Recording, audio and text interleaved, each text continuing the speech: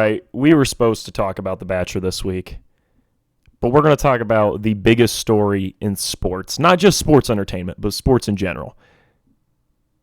They turned John Cena heel.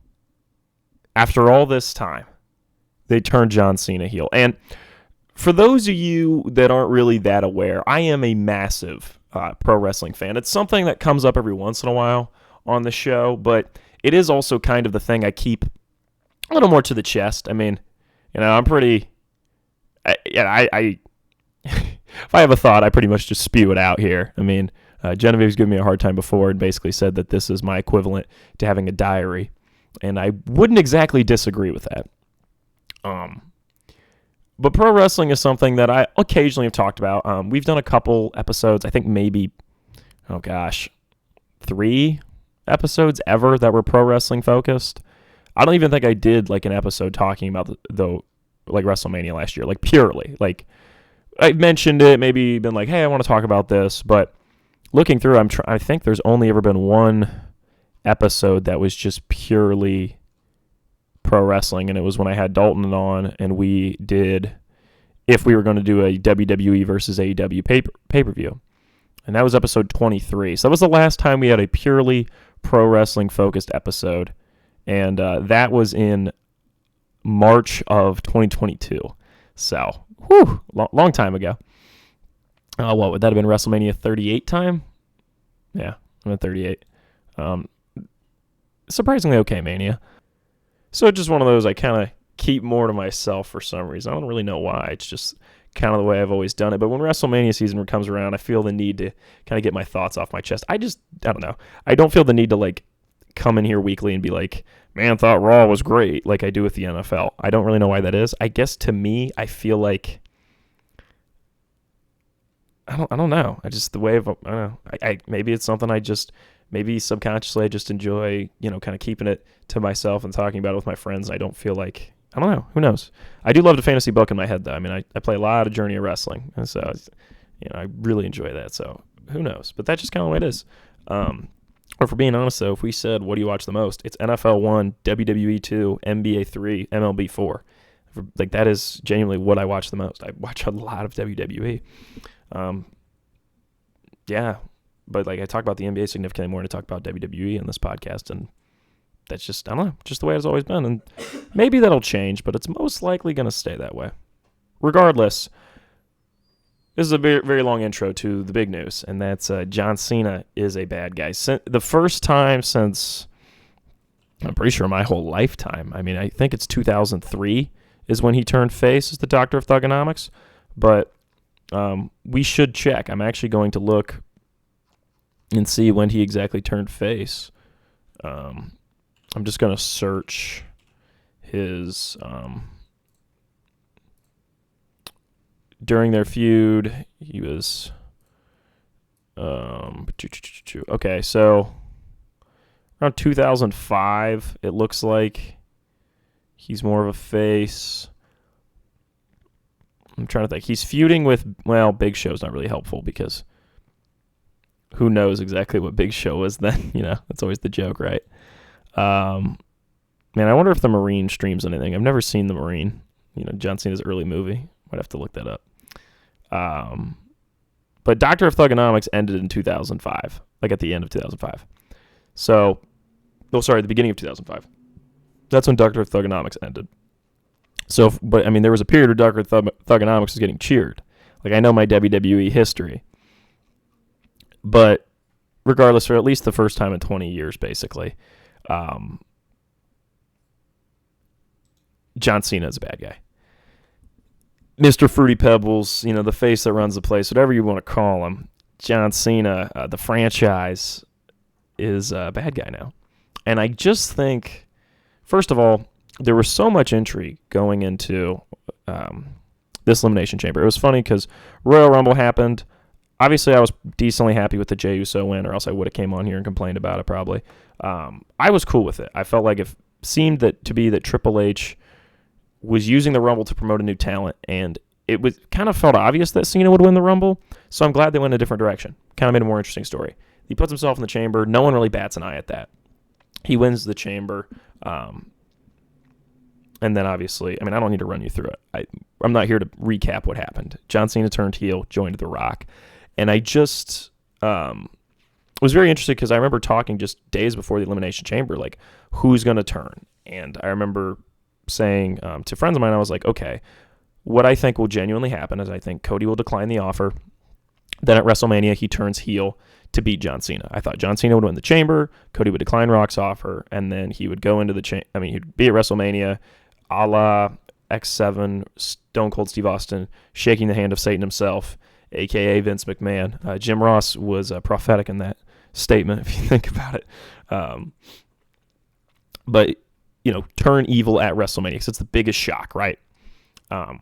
And there was also thoughts like maybe it's CM Punk. That was kind of my second pick, is that Punk would be the one because that would be surprising. Felt like Drew was too obvious. He's already a heel. He's doing some great work right now. I love what Drew McIntyre's doing. It's obviously not going to be Roman. I don't think they do Seth. So I was like, okay, it's probably going to be Cody, maybe Punk. And I remember talking to somebody like, dude, what if it was Cena? I'm like, dude, I would love that. Like, that would be so crazy. But they're not going to turn him heel during his last run. Like, they're just not going to do it. Like, why would they do that? They would never do that. They want his last run to just kind of be a great run for John Cena, and that's cool. And they did it.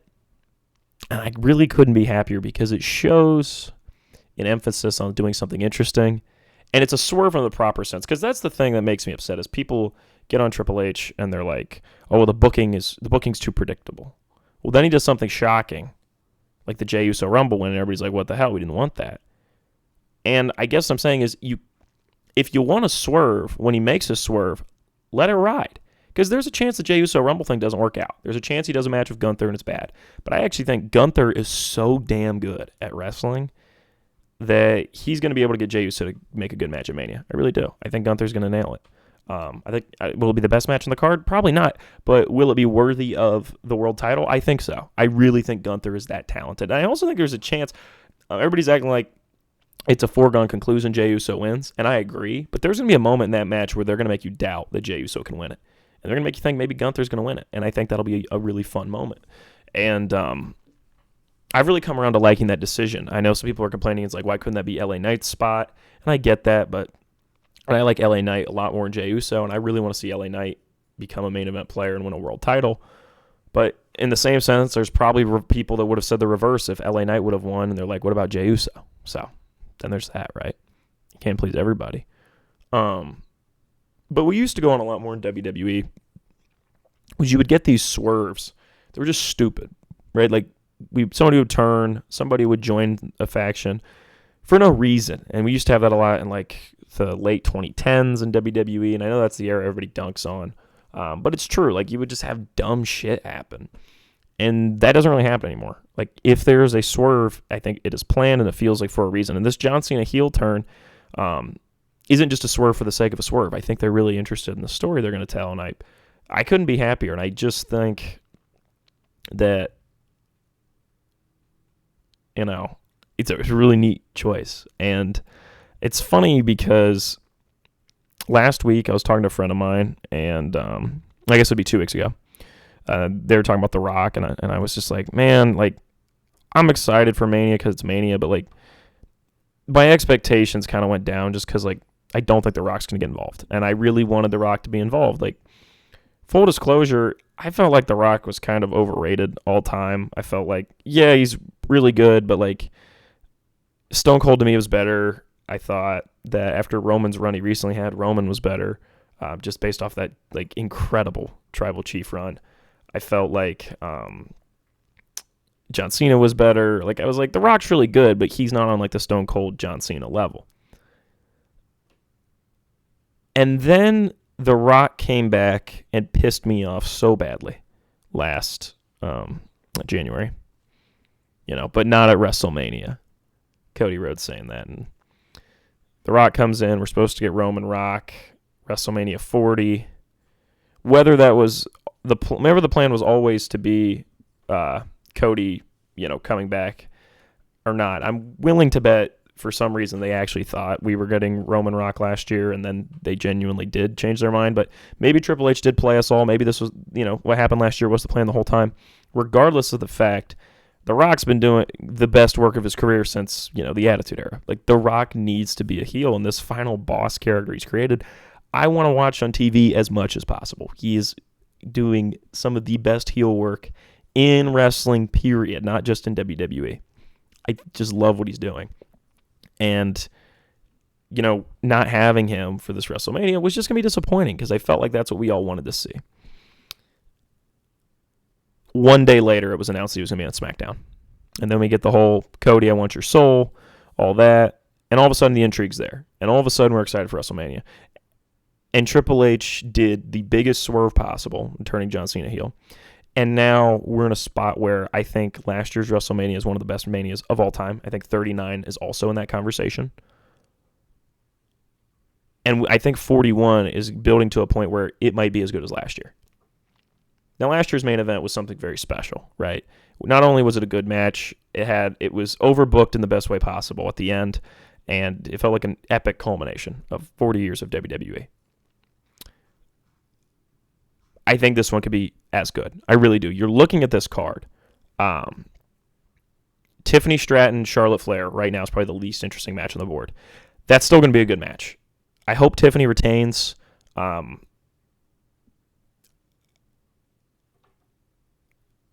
I think most people probably feel that way. She probably won't. Charlotte will probably win. But I think that'll be a really solid match. That'll probably be the weakest one out of the ones we've seen so far, but that'll be fun. Like I said, Gunther Jay I think is going to surprise people. It looks like we're going to be getting a triple threat with Rhea, Io Sky, and Bianca Belair, and I think that'll be really fun. I'm really excited for that. That might actually be the main event of night one.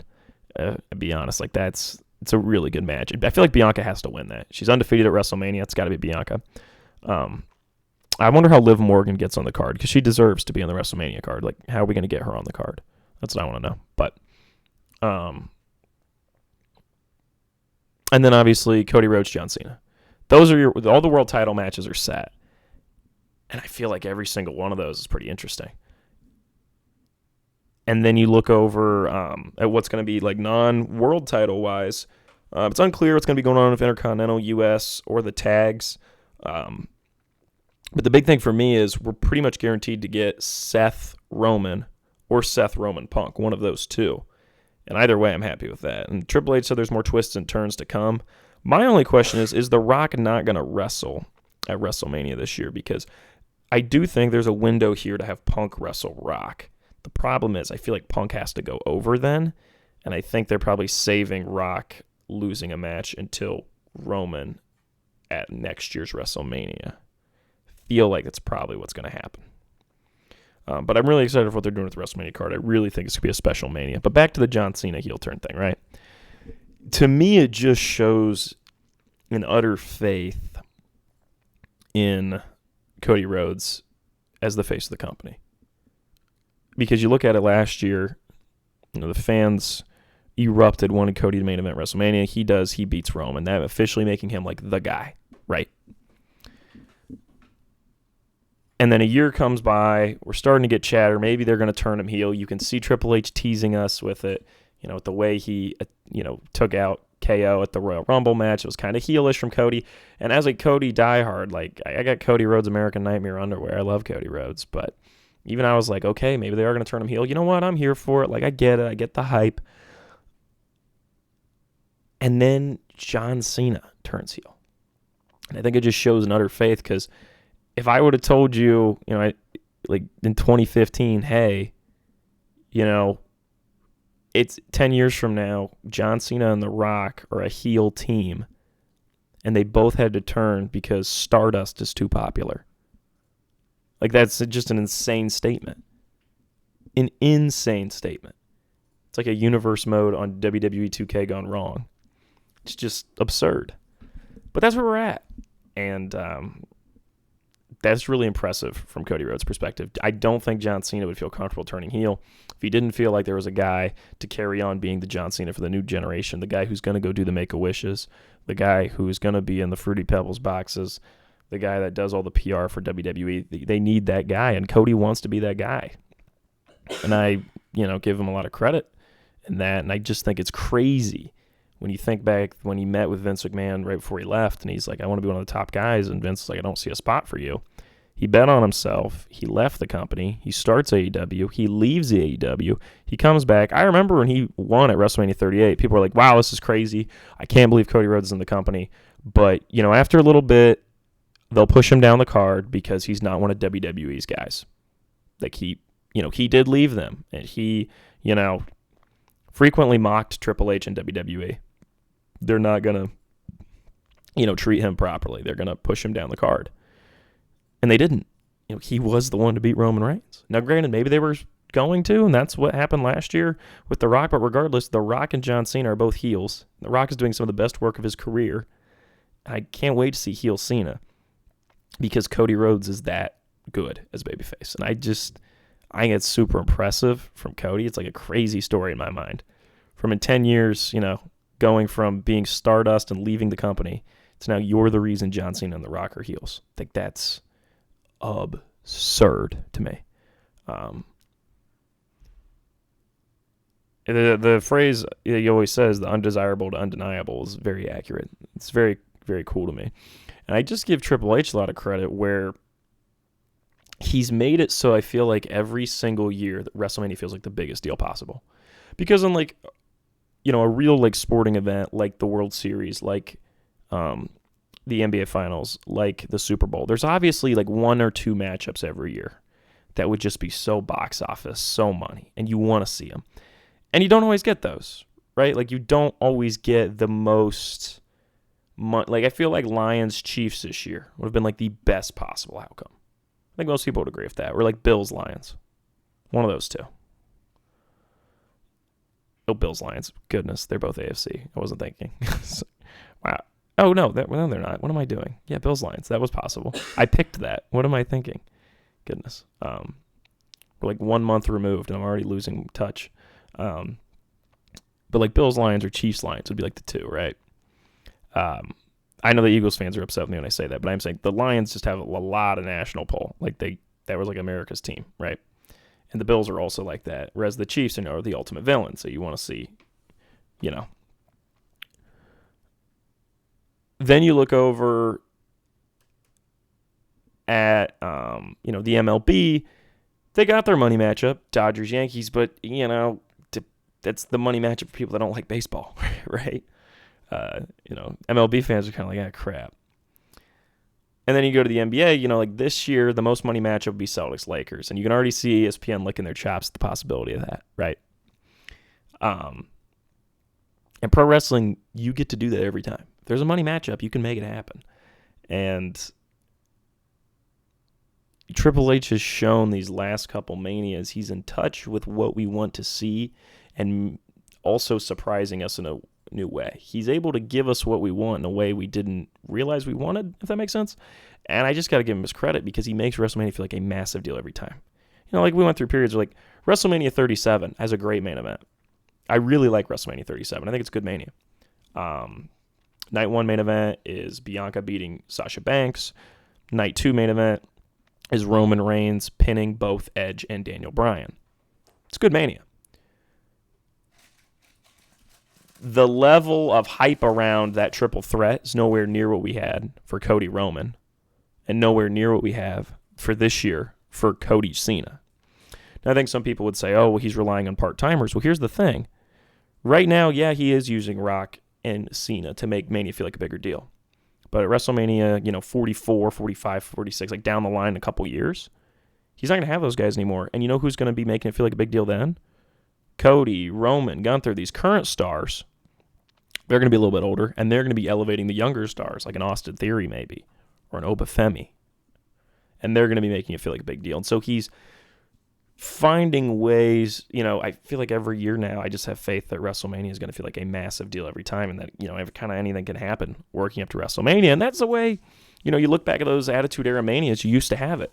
WrestleMania 2000 isn't exactly a great Mania, but the main event, it feels like a big deal. That Fatal 4-Way, that's pretty wild. It's a little weird that Big Show's in there, but it's still, it's still a wild main event. And then X7, WrestleMania X7 having, obviously, potentially the greatest WrestleMania main event of all time with Rock Austin. Again, going into WrestleMania 18. Main event for that. Triple H Chris Jericho is technically the main event for that, which doesn't feel like the biggest deal now, I must admit. For some reason, I don't know why, in my mind I thought Rock Hogan was the main event of that, but they made it the world title match, which makes sense. But I'm sure Triple H Chris Jericho felt like a big deal at the time. Isn't that the undisputed Chris Jericho run? Yeah, I think so. The poster has Hogan Rock on it, though. That's funny. Yeah, but I mean, X7, you can't top that. That's the one. What's the main event of WrestleMania 19? Oh, that's the Lesnar-Kurt one, isn't it? Yeah. That's what I thought. That's a fun match.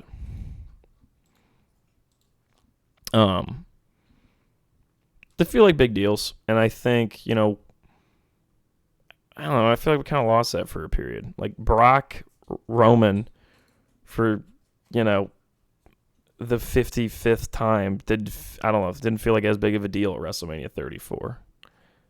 I guess at 38 it kind of did because it had both belts.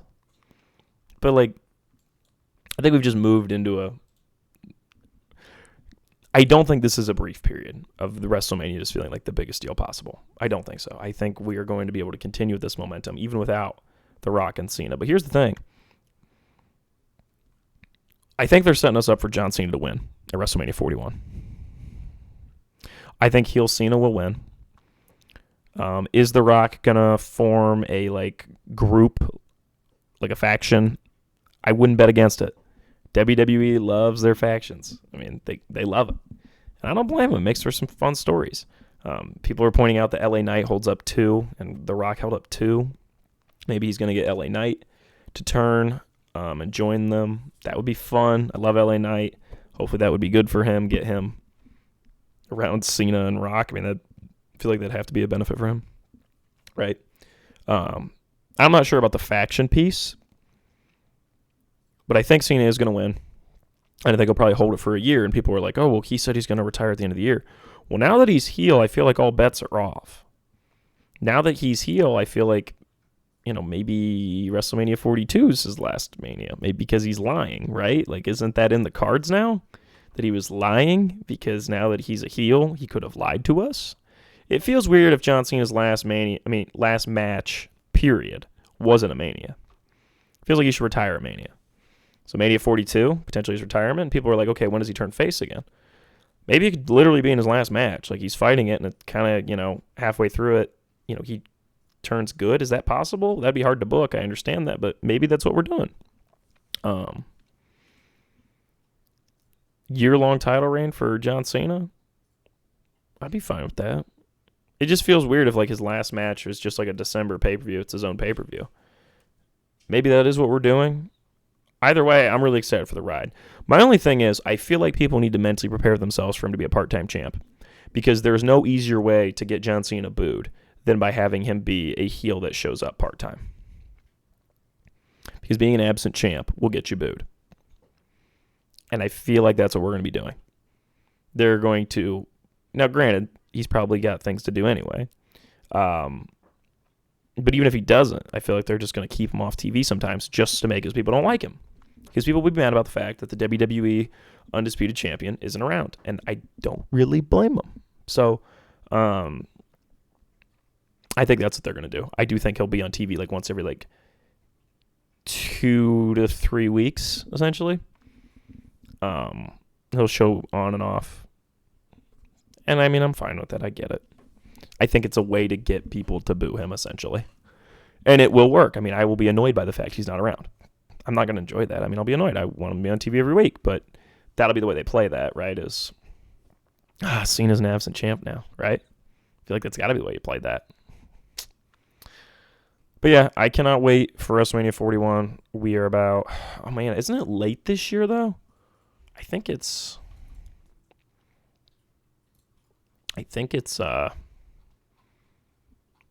relatively late.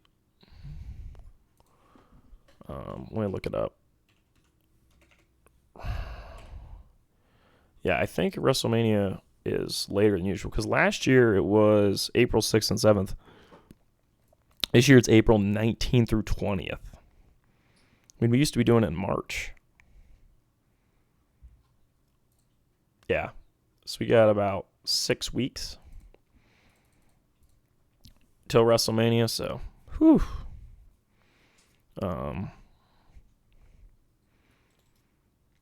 But regardless, cannot wait. Super excited. Still got 6 weeks. But maybe, granted,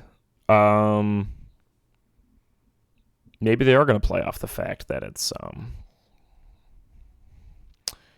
like maybe this truly is his last WrestleMania, and maybe he is going to have his own pay-per-view at the end of the year. I feel like all bets are off on exactly what's happening with John Cena, because now that he's heel, and I think it's pretty awesome. All right, I think that's it. So I'm very excited for WrestleMania. I just wanted to basically come on and talk about my thoughts with John Cena. I just think it's really a big prop to Cody Rhodes. It really is. It's pretty impressive.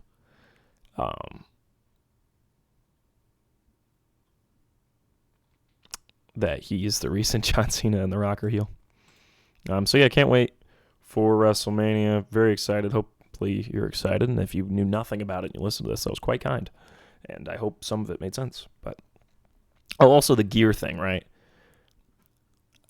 He can't be wearing the jorts. He's got to have a new theme, right? He should never do the hand in front of the face. You can't see me. He should do none of that. Maybe not even do the AA, right? Just do it all differently. That'd be really cool. Make his finisher that stupid ass punch he was doing for a bit there. Play off what fans want to see and don't do it. Fans want him to use that heel theme song from 2012. Don't do that. Fans would like that. Make a new theme song. Maybe they make the new theme song purposely bad so people don't like it. This, we have opportunities here to do some really funny, kind of meta stuff. And I would 100% do that. I think it's a very rare opportunity here. Purposely give him a bad theme song. Don't wear the jorts. Don't change your hair to old buzz cut Cena, because people will like that, right? You're playing into what the people want you to be as a villain. If you're going to be a true wrestling heel, and I think John Cena really understands pro wrestling and understands this works, he has to basically piss off the audience the proper amount. Because you do it too much, you get go away heat, and he doesn't want go away heat because that's not workable. He needs heat that's, boo, you're making us mad heat.